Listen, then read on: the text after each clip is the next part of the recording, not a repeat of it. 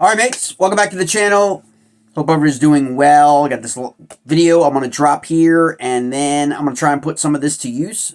And I'll give you the feedback from that before the Upper Bay. I'm actually going to put these to use on a body of water that most people are familiar with in Western Maryland for my birthday, and that is Deep Creek Lake up in northwestern part of Maryland. So it's a pretty, challenging fishery to say the least. Most people will tell you. So I'm going to kind of see how it works now that we are entering September here pretty soon, and then we've got that Upper Bay event. I'll drop a video on Upper Bay baits on the YouTube channel. I had sent that video, private video, and I will put that live on the YouTube channel, so you can go and check that out. I covered crankbait, modification, spinner, and jigs in terms of the Upper Bay. But the second part to that video is what we're going to talk about tonight, and that is the swim bait. Okay? Late summer going into early fall. Okay? In the Mid-Atlantic area, especially on more so on impoundments, okay, and reservoirs than necessarily rivers. But I would throw the Upper Bay, Chesapeake Bay into this, or the Potomac in the channel, okay, not so much in the creeks, okay. In terms of custom spinner baits, and that's pretty much all I throw, mates. I'm a little older than a lot of people I know that watch the channel. I'm a lot older than most people that show up at the ramp for kayak bass fishing events and things like that. On the most part, we're still around. There's guys that are over 50, like me, that are still there. But predominantly, kayak bass fishing is a young man's game, and that side of it. Whereas the boater side, you tend to have a lot of older people. So it's kind of a really great dynamic depending on what you're taking to the ramp on any given day. If you're taking the kayak or if you're taking the boat or a jet boat, it's really interesting dynamic. It's really great about the fishing community. But one thing I'm going to cover a little bit more in videos for people are people that are bipolar like me, that basically don't really decide until the night before if they're going out on the jet boat, going out on the bass boat, or going kayaking. Now I will tell you, for me, if anyone who's been part of this channel, by the way, thank you very much. This channel has grown tremendously, this summer. It's unbelievable, how fast this channel has taken on, considering it's really only been around, I think, late spring. So kudos to that. Thank you to everybody for that. I'm gonna just keep putting out content, and you guys tell me what you want. Tell me what you want me to see. Want me to try out. Tons of, you guys know I'm a custom bait guy, so a lot of the stuff, I'm working with are custom baits. They're not coming from major manufacturers. I don't seek that out, though plenty have asked. It's just not my thing. So there's plenty of people on YouTube and plenty of pro anglers and plenty of all the people that are sponsored by the major brands that are out there for you to get that information from. I focus on custom bait makers. There's thousands, okay, in the country, as well as, custom bait makers that are transitioning. You've seen that with some brands that began as custom bait makers, small custom bait makers that have transitioned because their baits have taken off, and that's great. I mean, so I try to focus on that. And with these custom swim baits, I'm going to show you, they're all hand-poured swim baits from Angling AI molds, okay? Which is a very expensive mold. They run like $200-300 a mold.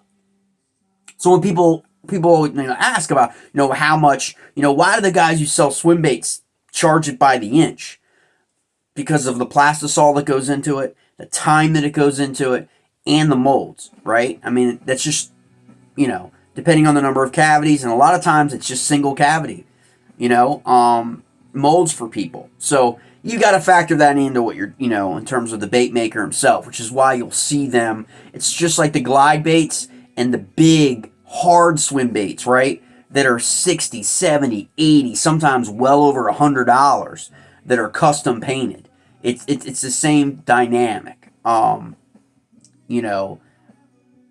prefer these. I prefer these over, again, been around a while. So I remember when Kitech first came out. I remember when Bass Tricks. Okay, these are, almost everybody knows these brands, right? And there's nothing wrong with those brands. And they're pretty much adopted by a lot of anglers, pro and, recreational anglers. I mean, no doubt. But there's just something different about the custom pours that I gravitate to, as opposed to, those major brands having thrown those. A lot of it has to do with, elasticity. A lot of it has to do with how well they're made, how long they'll last. All that kind of stuff factors into how much you're pumping into your, your bait supply, right? We all know how much it can cost. So when you're paying a little bit more for a swim bait that's hand poured with the right kind of plastisol to hold up, you get your money's worth. Inch for inch for inch. You just, in my opinion, you just get your money's worth. So when we're talking about swim baits, we're talking about the summer, late summer, early fall.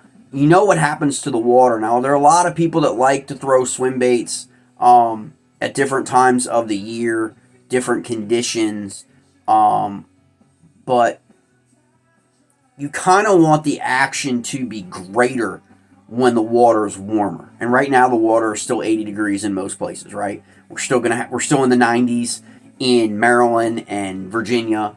The water temperatures are going to still be in the 80s. So you want the action in your swim bait to be a little bit more aggressive.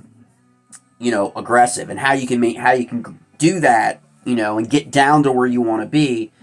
And most of these presentations are open water, right? Probably the most I would say this, the most successful fishery for me personally for swim baits has been Lake Murray, Mid-Lake, Lake Murray, probably a couple miles from Dryer, okay, west, Mid-Lake, Clearwater, okay, and Kentucky Lake, all right? Most of how I rig my swim baits, basically is from Jake Lawrence. And for those people who don't know, he was, I'm trying to remember the FLW series, okay, is a guide on Pickwick, I think Pickwick and Barkley, or a guide on Pickwick, and he won the FLW series on Barkley. I'll figure it out.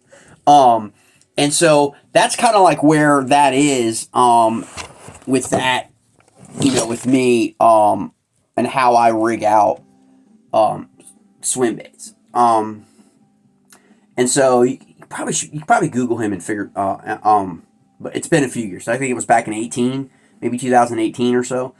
So on the smaller swim baits, like this size, okay, and these are great forage mimicking swim baits, okay? I want you to get a good shot of these, okay? These are great baits, all right, that mimic a lot of your forage, okay? Now, when I talk about forage and stuff, when you're talking about open water and you're talking about swim baits, you're really talking about bait balls. You're really talking about that where they're just lighting up your graph, right? Like, and this is where it gets tricky for people. Is you kind of have two camps. People that go looking for bass and people that go looking for food, okay? I'm in the camp to like to go look for forage first. If you watch any of the videos, you've seen the crawl in the Susquehanna, the Upper Potomac, the shad, the herring, and the tidal Potomac, okay? I go looking for food first, bass second. Because 7 out of 10 times, if you find the food, you're going to find bass. That's just how it works. Shiners in your river systems, fathead minnows in your river systems, herring, shad in your, your tidal fisheries, your bigger rivers, the Upper Bay, Potomac, things like that. Crawl in the Susquehanna, shiners in the Susquehanna, crawl, minnows in the Upper Potomac. That's just how it goes, okay? So people sometimes have to get out of their comfort zone and just go looking for bait balls, okay? And remember, this time of year, the baits do tend to be smaller, not bigger, okay? Spring, early summer, bigger, okay? August, September, going into fall, the baits tend to be smaller, okay? And the fish tend to be attracted more so by late October, November in December, I guess, to like a smaller formatted bait, okay? So you had these. Now, one of the ones I really love in this size is obviously this one right here. And here's another one here with that green. I love that green. Remember, your bass will key on green, chartreuse green and red, okay, line of sight. It's only the two colors they're seeing. Everything else, they don't see anything else, okay? Red and green. Those are the colors through their cones that they see, okay? When you want to go that in like open water. After that, it's all vibration, right? It's all action, okay? And on this size, okay, you clearly can rig any kind of swim bait jig head, okay? Swim bait head. 3/8 size, no more than a 3/8 size on this size, okay? Simple rigging, okay, right? These all have easy for your hooks, okay? Now, bigger than that, okay, what I like to run in the larger swim baits, okay? Now, the larger one, like for example, I can go jig head here, tie this up, jig head, upper bay, okay? Say I'm going out with a boater who's not going to fish the grass flats. I'm going to go out with a guy who's going to go offshore. I'm going to go out with a guy who's going to go in deeper water. What I mean by deeper water is 8-10 feet or more. Okay, that's where he's going. Okay, he's not going, close to the bank. He's not fishing docks unless he's fishing 8 to 10 feet of water adjacent to a dock. Okay, so I'm going to take that. I'm going to put that on a jig head, swim bait jig head. Okay, but I'll also tie on the bigger one. Okay, only the bigger ones obviously weigh almost 2.5 times as much, okay? And you can see the size difference here, okay? So it already has the weight, okay? So all you're really looking to do is do a line through, okay? And so you've got, say I'm looking at shad. Say it's shad. I'm going this color.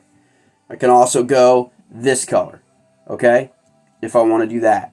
But trust me, this is just tons of variety of color. Like, okay, something like minnow or shiner, brim mixed in, with your shad or in the bait ball, right? Or shiner, minnow, any of that. Look, boom, black, okay? Any of these, okay? You can see herring. Say you got blueback herring, okay? Anything like that. Okay, you've got bluebacks. Any kind of river herring. Sometimes sometimes they look less like that and more like that, right? It really all depends on what we're talking about here, okay? And what I mean by that line through is you can get a fat tube. You can get fat tubes through. I know Tackle Warehouse has them. I'm pretty sure Fish USA has them. I doubt like your Dick's or something like that will have them. They might. But you basically want to get the fat tubes, and you can get them in various sizes. And that actual fat tube inline that will go through, okay, down, is added weight, okay? So it basically, what it does is it makes the head top heavy, okay? And that can create very, very different action, okay? And it's different than having the jig head weight, okay, 3 ounce, okay, at the front, that is very balanced and consistent, right? Okay, in terms of that going through when you look at it from a physics standpoint. But the line through is a lot different. It's a diagonal weight going straight down, okay, to the belly, okay? And then the line through comes, and then you're going to be using a treble hook, okay? You're going to use a treble hook. Now, my buddy, I will tell you this. It's not, okay? It's not my poison, okay? But my buddy puts 2 trebles on his, okay? So he lines through a treble, okay? He puts a smaller treble and then a bigger treble towards the paddle tail. So he lines through and ties 2 trebles onto the overside, the larger swim baits, okay?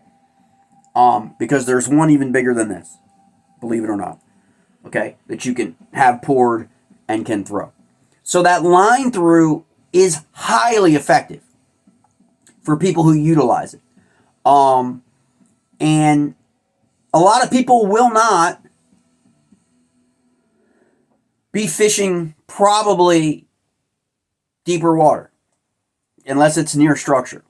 It tends to be that way. People tend to program themselves into thinking that the prior tournaments and everything is won off the grass and Susquehanna Flats. Everything is won off of the docks and the rivers and the tribs, okay? And predominantly, a lot of bass are obviously caught in those places. But just like the Potomac, there is always a main channel bite. And oftentimes, those can be big fish, okay? And so you may be going for, you may be with a boater that's going for biggins, okay?